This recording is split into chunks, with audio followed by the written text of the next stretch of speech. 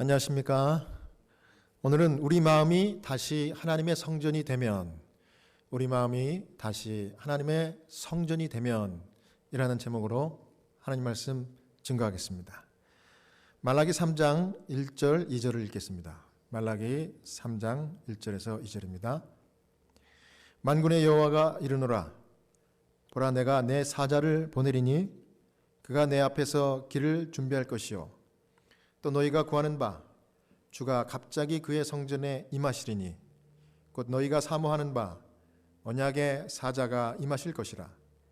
그가 임하시는 날을 누가 능히 당하며 그가 나타나는 때에 누가 능히 서리요. 그는 금을 연단하는 자의 불과 표백하는 자의 잿물과 같을 것이라. 그리스도인이 뭡니까? 그리스도인은 하나님의 성전입니다. 하나님의 성령께서 거하시는 이 신령한 하나님의 성전이 바로 그리스도인입니다. 우리 하나님의 영세전부터 광명한 천사들과 또 그가 창조하신 사람들, 그분의 모든 피조물들로 하여금 창조주가 내재하시는 하나님의 성전이 되게 하는 것이 그분의 목적이었습니다. 그래서 저와 여러분이, 그리스도인들이 하나님의 임재가 늘 같이 하는 성전이 되는 것이 하나님의 목적이에요. 고린도전서 3장 16절에도 너희는 너희가 하나님의 성전인 것과 하나님의 성령이 너희 안에 계시는 것을 알지 못하느냐, 이와 같이 말씀하셨습니다. 하나님의 성전, 즉 우리 안에 성령께서 거하시면 이 변화가 생기는데, 무슨 변화가 생길까요? 성령의 불이라고 그러죠. 성령의 불이 붙는 변화가 생기는 것입니다. 여러분, 꺼졌던 전기가 들어오는 변화고요, 자동차의 시동이 켜지는 그런 변화가 일어나는 것입니다. 눈에는 보이지 않지만 우리 성령 하나님께서는요, 우리에게 능력과 에너지를 공급하셔서 그분이 원래 우리를 만들 때 의도하셨던, 그분이 계획하셨던 그 창조의 목적대로 우리가 쓰임을 받도록 힘을 넣어 주시는 것이 성령의 임재인 것을 믿습니다. 그래서 오늘 제목처럼 우리 마음에 다시 하나님의 성령이 임해서 우리가 진짜 하나님의 성전이 된다고 하면 두 가지 중요한 일이 일어나는데, 그 첫 번째는 하나님을 사랑하는, 하나님을 뜨겁게 사랑하는 그런 일이 일어날 것입니다. 말라기 3장 1절을 다시 한번 읽겠습니다. 만군의 여호와가 이르노라. 보라, 내가 내 사자를 보내리니 그가 내 앞에서 길을 준비할 것이요 또 너희가 구하는 바 주가 갑자기 그의 성전에 임하시리니 곧 너희가 사모하는 바 언약의 사자가 임하실 것이라. 이 말라기 3장 1절 이 말씀은요, 정말 성령과 관련해서 아주 중요한 메시지를 우리에게 던져주고 있습니다. 그 첫 번째는 이 성령은 구하고 바랄 때 우리에게 임하십니다. 자, 성령이 어떨 때 임한다고요? 우리가 간절히 구하고 우리가 바랄 때 성령을 우리에게 주시는 것입니다. 그가 임하시는 거예요. 여기 영어 성경에 보면 킹 제임스 버전이에요. And the Lord whom ye seek shall suddenly come to his temple, even the messenger of the covenant whom ye delight in. 이렇게 기록을 했습니다. 이게 무슨 말입니까? 우리 하나님은 요구하면은 그 요구를 들어주시는 분이세요. 여러분 믿습니까? 하나님께 구해서 우리가 받을 수 없는 것들이 아무것도 없어요. 하나님은 우리에게 모든 것들을 들어주셔요. 그래서 여기 말라기서에 우리가 주님을 구하고 성령을 구하고 사모하면 이 성령이 어떻게 임한다고요? 갑자기 저와 여러분의 성전에, 우리의 마음속에 임하신다는 약속입니다. 얼마나 힘있고 위대한 약속인지 몰라요. 그러면 여러분 기도하실 때 무슨 기도를 드려야 되겠습니까? 성령을 보내달라고, 성령을 달라고 기도하는 거예요. 성령이 임하게 하여 주옵소서. 오늘 이 하루의 삶이 저의 앞에 놓여있지만 성령이 함께 하시면 제가 승리할 수 있습니다. 저는 아무것도 아닙니다. 저는 못합니다. 저는 아무것도 아닙니다. 하지만 성령님 함께 하셔서 저를 인도하여 주시옵소서. 간절히 사모하는 마음으로, 여기 뭐라 그랬어요? 구하는 바, 사모하는 바. 이게 뭡니까? 구하고 사모해야 돼요. 영어로는 뭐라 그랬어요? delight in, 아주 정말 맞이하기를 기뻐하는 간절함, 이걸 뜻하는 것입니다. 그러면 하나님께서 갑자기 우리의 마음 성전에 임하시는 놀라운 역사가 일어나는 것입니다. 여러분, 그렇게 해서 우리가 이 기도를 드리는 것이 우리가 우리의 삶 가운데 승리하는 삶이 되는 것입니다. 저도 늘 매주마다 이 설교 말씀을 준비하기 위해서 성경을 펼치기 전에 기도합니다. 제가 왜 기도할까요? 성령이 임하게 해달라고 간절히 기도하는 거예요. 왜냐하면 저는 어떤 말씀을, 또 우리 성도들이 무슨 기별을 오늘 원하는지 모르기 때문에 하나님께 간절히 성령 달라고 기도하면 성령께서 알아서 그 말씀을 주시고 그 말씀에 관계된 또 성경과 예언의 신을 또 읽게 하시고, 그걸 읽다 보면은 중요한 이 포인트, 이 메시지를 딱 정리할 수 있도록 하나님이 인도하십니다. 그리고 또 일상에서 일어났던 크고 작은 그런 이야기들이 아주 저의 좋은 예화가 되어서 그 예화를 좀 이렇게 이 말씀에 넣으면 좋겠다, 이런 생각이 탁탁 이렇게 떠오르게 하셔요. 참 신비합니다. 뭐 제가 의도한 것도 아니고 그렇게 기도하고 성령 하나님의 도우심을 간구하니까 매주마다, 솔직히 말해서 제가 진심입니다. 매주마다 하나님께서 그렇게 말씀을 준비하는 그런 놀라운 일이 이렇게 일어나는 것입니다. 그래서 설교하기 위해서, 설교 준비하기 위해서 하나님께 성령을 간절히 기도하면 여러분들을 너무나 사랑하시기 때문에 하나님께서 그 기도에 응답해 주시는 것 같아요. 뭐 제가 잘나서 그런 게 아니라. 그래서 보니까 다 수동태더라고. 하나님께서 말씀 본문도 떠오르게 하시고 또 예언의 신과 성경 말씀을 또 읽다가 중요한 포인트를 또 주시면 내가 그걸 받아 적는 거예요. 마음속에 이거 참 좋은 메시지다. 그리고 이걸 또 애드하다가 또 이렇게 수정하고 하다가 요거 빼라. 뺄까 말까. 이렇게 빼고 더하고 하는 것도 하나님이 인도하셔요. 참 그래서 하나님께서 신비한 방법으로, 여러분, 믿음과 신앙은 내가 뭘 하는 것이 아니라 하나님이 오셔서, 성령께서 오셔서 나에게 감동을 줘가지고 나로 하여금 할 수밖에 없도록 그렇게 하는 게, 믿음은 능동태가 아니라 수동태더라고요. 수동태. 내가 갖고 있는 것을 하는 것이 아니라 받아서 하는 거예요. 받아서 나눠주고 받아서 설교하는 거더라고요. 받아서 기도하고 받아서 사랑하는 거예요. 그래서 다 하나님이 주시면 그걸 가지고 내가 이렇게 사라지는 것이 믿음 생활, 신앙 생활입니다. 사랑하는 여러분, 여러분도 이와 같이 매일매일의 기도의 제목을 성령을 구하는 기도, 하나님이 시키시는 놀라운 사역들을 성령의 인도하심으로 능력받아서 감당하시는 여러분 모두가 다 되시기를 간절히 바랍니다. 그 다음에 이 성령은요, 언약의 사자로 임하게 된다는 것이 이 말라기 3장 1절의 말씀이에요. 성령이 무슨 모습으로 임한다고요? 우리가 성령을 구하면 언약의 사자. 여기 언약의 사자가 뭡니까? 누구예요? 언약의 사자는 구주이신 예수 그리스도입니다. 자, 이 얘기는 무슨 얘기입니까? 우리가 성령 하나님을 기도하면 그 성령 하나님을 통해서 누가 우리의 마음 가운데 임재하시는 거예요? 여러분과 저를 그토록 사랑하시는 예수 그리스도께서 우리에게 오시는 거예요. 언약의 사자로서. 여기 우리 교회 성경 주석에도 이와 같이 이야기했습니다. 언약의 사자는 다른 이가 아니라 신격의 2위이신 그리스도이시다. 이렇게 주석했습니다. 참 저도 이 주석에 동의합니다. 이 같은 표현이 출애굽기 3장 2절, 모세가 불타는 떨기나무를 가만히 바라보니까 불은 타는데 이 나무가 타요, 안 타요?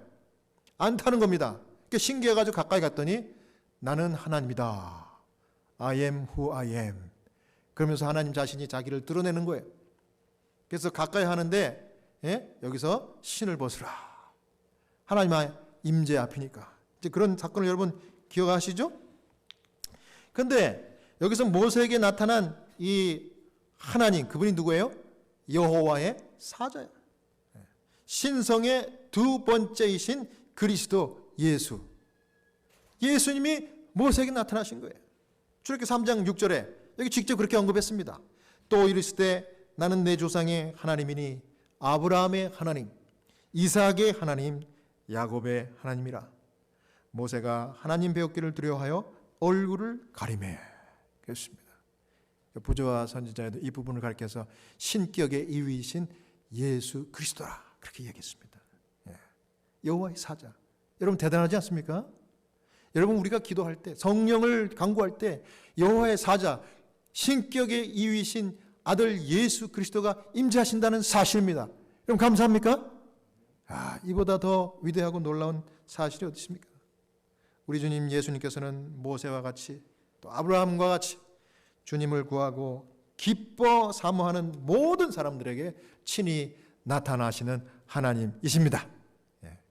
그러니까 우리가 기도할 때 예수님이 나타나시는 거예요. 그분이 여호와의 사자로 임하시는 거예요. 그래서 이 성전을 찾아오시는 것이 예수님이에요. 성전을 찾아오시는 분이 누구라고요? 예수님입니다. 신격의 이위 되신 아들 하나님.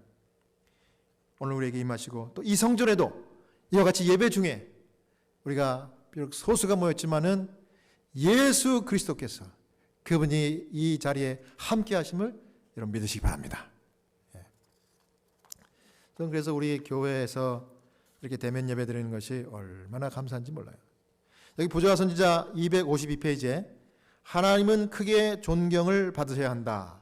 참으로 그분의 임재를 깨닫는 사람들은 다 하나님 앞에 겸손히 머리를 숙이고 이상 가운데서 하나님을 본 야곱처럼 두렵도다. 이곳이요 다른 것이 아니라 이는 하나님의 전이요 이는 하늘의 문이로다. 창세기 28장 17절라고 부르짖을 것이다 그랬습니다. 여러분 야곱이 꿈속에서 계시를 받았죠. 사닥다리가 하늘에서 땅까지 내려왔는데 그 사닥다리를 오르락내리락 하는 이 하나님의 사자 천사를 봤습니다. 그리고 꿈을 깼습니다. 그리고 그 자리가 하나님의 성전이라는 사실을 고백합니다. 그리고 두려움과 경외심, 하나님을 만났기 때문에 죄인이 하나님을 만나면 두려움과 경외심이 생기게 돼 있어요. 그 다음에 하나님이 죄 없고 흠 없는 완전한 하나님이시기 때문에 죄인은 죄책감을 느끼는 것입니다. 그래서 두렵다 이곳이요 이렇게 고백한 것입니다. 여러분 하나님의 계시를 받는 특권에 응한 사람들의 마음속에는 이와 같은 심오한 두려움이 찾아와요. 이사야는 어땠습니까? 이사야 죄책감이 너무 강렬해서 이 죄책감이 너무 압도해서 생명을 걱정할 정도로 내가 죽게 되었다 화로다 이렇게 고백하지 않았습니까? 이사야 6장 5절에 그 똑같은 경험이 야곱에게 왔는데 자신의 무가치함, 죄된 상태를 아주 예민하게 인식하여 말한 것이 바로 두렵도다 이곳이요 이런 말을 한 것입니다. 성전에 와서 이 두려운 경외감을 갖는 것은 너무나 당연한 거예요. 그런데 야곱은 이 두려움에도 불구하고 그곳이 하나님의 전이라고 고백하는 그런 은혜가 있었습니다. 여러분 하나님의 전, 이 말을 다른 말로 표현하면 내 아버지의 집. 여러분 아버지의 집 하면 마음이 어떻습니까? 부모님 계신 집 좋지 않습니까? 그래서 여러분 베트 엘로힘, 베트 엘로힘, 평강과 안전의 집 이렇게 고백한 것입니다. 우리의 창조주이신 하나님을 만나면 두려움과 경외감 이런 것들이 임하지만은 동시에 심오한 깊은 평강과 화평이 안정감이 있게 된다는 것입니다. 왜 그래요? 나를 만들고 나에게 생명을 주신 내 아버지, 하늘 아버지니까 그래요. 그래서 아버지, 아바 아버지라고 그러지 않습니까? 우리 하나님을. 그럼 우리에게 평강이 있는 거예요. 자, 이번에 한국을 지난 2주 전에 17년 만에 한국을 나갔다 왔지 않습니까? 그런데 누가 제일 저를 반겨줬을까요? 누가요? 부모님. 예, 당연하죠. 부모님, 저희 아버님, 저희 어머님 두 분 다 살아 계시는데 이분들이 제일 반가워하시더라고요. 특히 저희 어머니. 저희 어머니는 딱 80 되셨어요. 올해 80. 예. 저를 만나니까 뭐 전화도 드리고 뭐 연락도 했지만 사실 얼굴과 얼굴을 대면하기는 17년 만에 만나니까 저도 어머니를 보고 어머니도 저를 보는 순간 그 17년 동안 잠재 있던 감정이 이렇게 올라오는 것 같더라고요. 폭발하더라고요. 아들 왔냐. 그 80 되신 어르신이 아들 왔다고 직접 밥을 해주시고 나물 무쳐주시고 미역국 끓여가지고 생선 구워주시고 김 재가지고 다 썰어가지고 또 잡채. 이제 잡채를 이제 먹는데 제가 어려서부터 그 어머니에게 받아 먹은 그 잡채 맛이 나잖아요. 그러니까 그 맛을 느끼는 순간 울컥하더라고. 먹다가 나 또 체할 것 같아. 그 어머니는 아들이 먹는 거를 보면서 싱글벙글 이렇게 웃어요. 너무 좋다는 거예요. 제가 그 어머니가 이렇게 밥을 먹는데 저도 목이 콱 막히는데 엄마가 웃는 모습을 보니까 더 막히더라고. 그래가지고 내가 잘 못 먹겠더라고요. 그래서 엄마 그렇게 좋아? 네, 그랬어요. 엄마 그렇게 좋아? 그랬더니 좋지 그럼 우리 아들인데. 어머니가 제 여동생하고 같이 여동생네 집에 같이 이제 얹혀 사시는 거예요. 예. 저희 집이 훨씬 넓고 좋죠. 여기 미국에 있는. 근데 그 어머니 계신 그 집이 너무 좋은 거예요. 엄마 여기 있으니까 너무 좋아. 내가 그랬어요. 엄마가 있어서 좋은 거예요. 어머니가 나를 낳게 해주신. 근데 그 어머니도 나를 보니까 그렇게 좋은 거예요. 제가 한국 간다고 어머니께 3주 전에 연락을 드렸더니 석 주 동안 어머니가 다니시는 그 교회에다가 그냥 나발을 부르셨던가 봐요. 우리 아들 복나기가 온대요. 우리 아들이 17년 만에 와. 이 교회 올 거야. 방문할 거야. 이 소문을 쫙 냈더라고. 가보니까 이미 다 알고 있어요. 본부교회.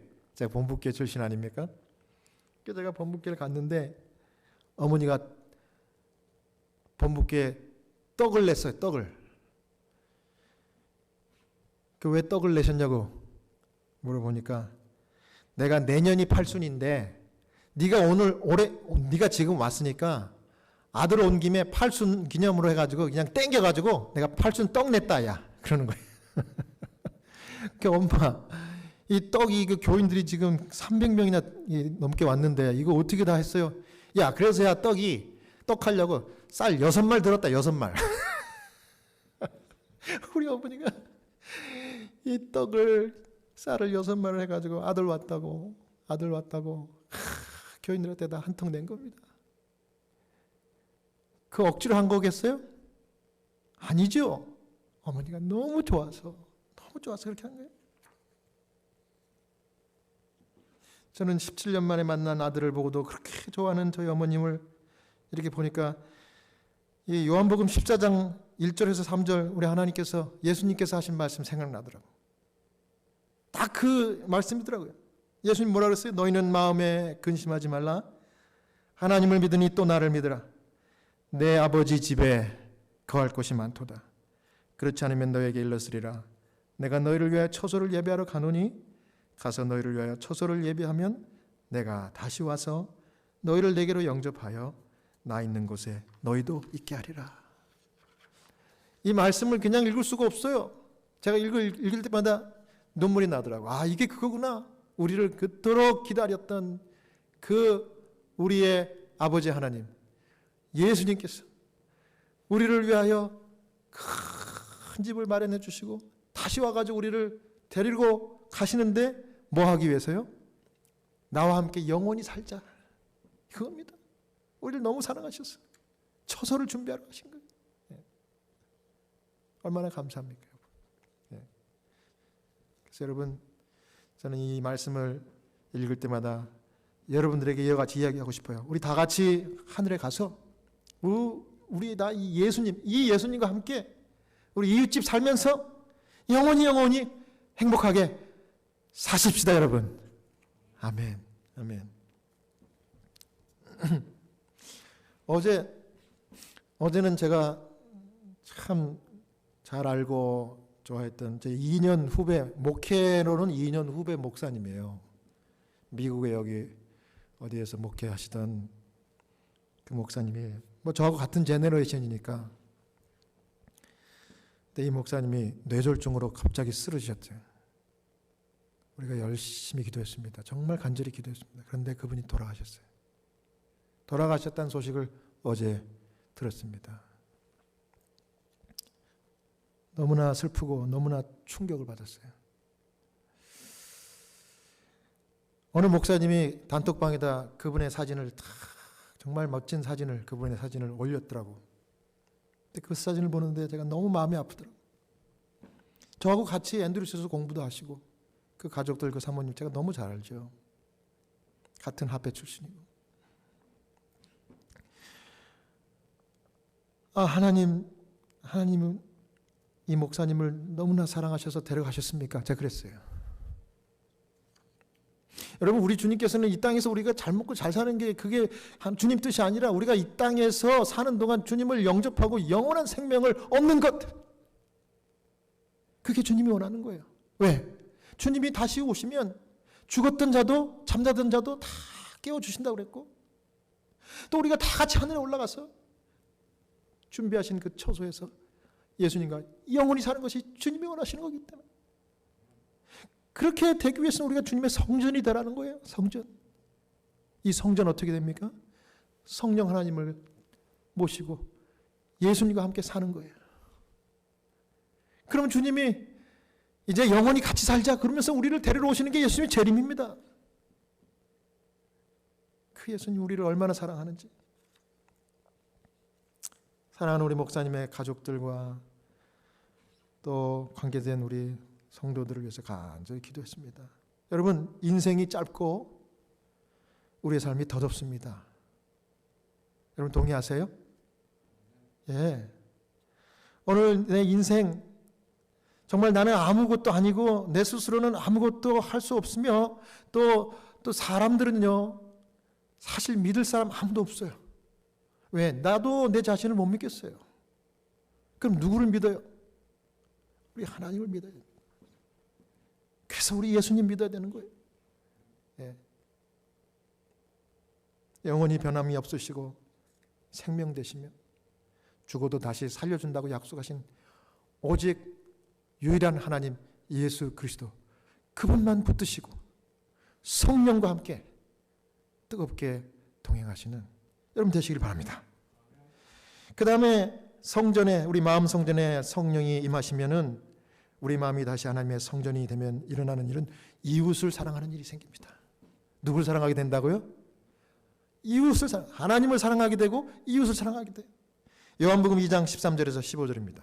유대인의 유월절이 가까운지라 예수께서 예루살렘으로 올라가셨더니 성전 안에서 소와 양과 비둘기 파는 사람들과 돈 바꾸는 사람들이 앉아있는 것을 보시고 노끈으로 채찍을 만드사 양이나 소를 다 성전에서 내쫓으시고 돈 바꾸는 사람들의 돈을 쏟으시며 상을 엎으시고.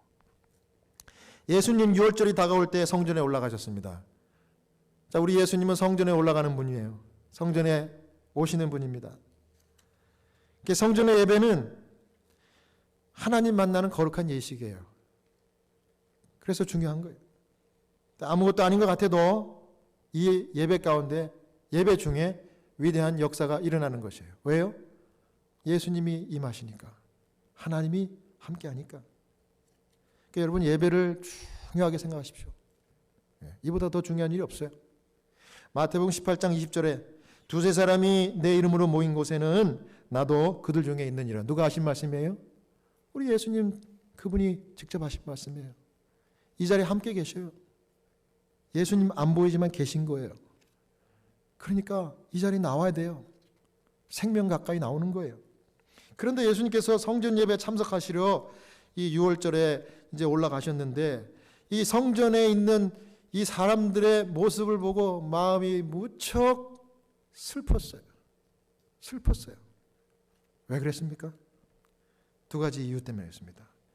제사장들과 관원들을 보니까 전국 각지에서 모여든 예배자들의 그 사정과 필요를 이해하고 배려해서 잘 예배를 드릴 수 있도록 이렇게 동정심과 긍휼하는 마음으로 케어를 해야 되는데 거기에는 관심이 없고 온통 자신들의 이익과 자신들의 그 위치 이런 데만 골똘히 있는 거예요. 예수님 그걸 딱 보신 거예요. 예수님 마음이 아팠어요. 그 다음 두 번째는 성전에서 드려지는 이 희생제물의 그 예배를 보니까 진짜 완전한 희생제물의 원형이 되시는 그리스도 자신에 대한 이해는 도무지 하지 못한 상태에서 형식적으로 마구마구 드려지는 그 예배가 너무나 실망스럽고 슬픈 마음을 금할 길이 없었습니다. 그래서 예수님이 슬펐어요. 그리고 거룩한 분노심이 그 속에서 일어나서 성전을 정결하게 하는 일을 하신 것입니다. 노끈으로 채찍을 만드시고요. 그걸 가지고 사람들을 후려치지는 않았지만은 이걸 휘두르면서 그 안에 있던 양과 소를 성전에서 내쫓으시고 돈 바꾸는 사람들의 돈을 쏟으시고 상을 엎으시면서 성전을 다 정결하게 하셨습니다. 저는 이 예수님의 성전 정결이 진짜 예배자를 가리는 예수님의 정결 의식이었다고 저는 그렇게 봅니다. 누가 진정으로 메시아를 바라보고 진정으로 예수님을 필요로 하는지 그 참된 예배자를, 신령과 진정의 예배자를 주님이 찾으시는 절절한 모습인 거예요. 자신의 이익과 영광을 추구하는 것이 아니라 하나님을 진심으로 사랑하고 이웃을 사랑하는 예배자를 주님이 보시기를 원하셨던 것이에요.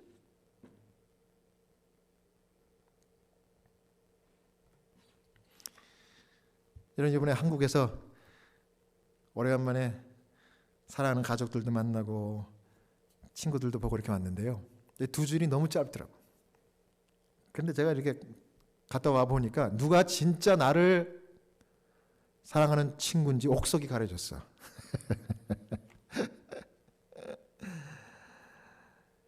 네, 진짜 친구는 손꼽을 정도로 몇 안 되더라고요. 많은 동창들이 있었고 또 우리 가족들은 말할 것도 없고요.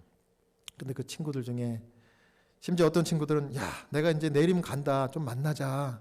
내가 언제 다시 올지 몰라. 그랬는데 그 전에 한국 가기 전에는 카톡으로도 이야기 잘하고 만나면 내가 꼭 밥 사게 이렇게 했으면서 진짜 가가지고 연락했더니 야, 내가 미안하다. 진짜. 그러면서 이유를 대더라고요.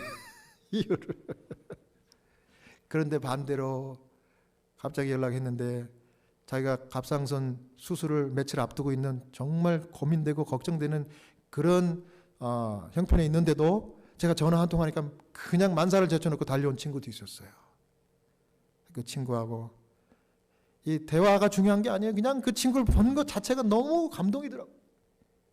근데 그런 친구들이 몇 있습니다. 몇 있어요. 우리 목회자 가운데 제 친구도 그런 친구가 있었고 또 그렇지 않은 친구도 있었고.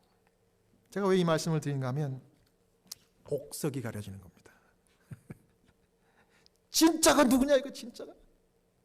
우리 예수님께서 진짜 경배자 예배자를 찾으시는 거예요. 진짜 나를 사랑하는, 진짜 이웃을 사랑하는 나 같은 마음을 가진 사람. 하나님은 예배하는 자를 찾는다고 그랬어요. 그게 뭐예요? 사랑을 추구하고 사랑에 목마른 자들을 찾는다는 얘기입니다. 그래서 우리 주님께서 성령을 우리에게 보내주시면은 예수님이 내 마음 가운데 계셔서 운전대를 잡으시기 때문에 내가 어떻게 되는 거예요? 내가 사랑할 수 없는 사람까지도 사랑하는 것이에요. 그래서 주님이 뭐라고 얘기한 겁니까? 내 원수를 내 몸과 같이 사랑하게 된다는 거예요. 그런 신비한 일이 일어나는 거예요. 여러분, 저는 오늘 이 말씀을 마치면서 우리 주님께서 진정으로 원하시는 것, 우리가 성전되는 것, 그런데 이 성전이 제 기능을 발휘하지 못했던 것을 주님이 아시니까 다시 성령을 내 마음 가운데 모셔서 다시 성전이 되라고 말씀하시는 그 말씀을 제가 읽고 마치겠습니다. 시대소망 161페이지입니다. 모든 피조물을 창조주께서 내재하시는 성전이 되도록 하는 것이 하나님의 목적이었다. 죄로 말미암아 인류는 하나님의 성전이 되기를 그쳤다. 사람의 마음은 죄악으로 어두워지고 더러워져서 신령하신 분의 영광을 더 이상 드러내지 못하였다. 그러나 하나님의 아들이 성육신 하심으로써 하늘의 목적은 성취된다. 하나님께서 인류 안에 거하시고 또한 구원하는 은혜를 통하여 사람의 마음은 다시 하나님의 성전이 된다. 하나님의 임재하심과 구원의 은혜가 여러분의 마음 가운데 충만하게 임하셔서 여러분이 다시 거룩한 주님의 성전이 되시기를 간절히 바라면서 말씀을 마치겠습니다.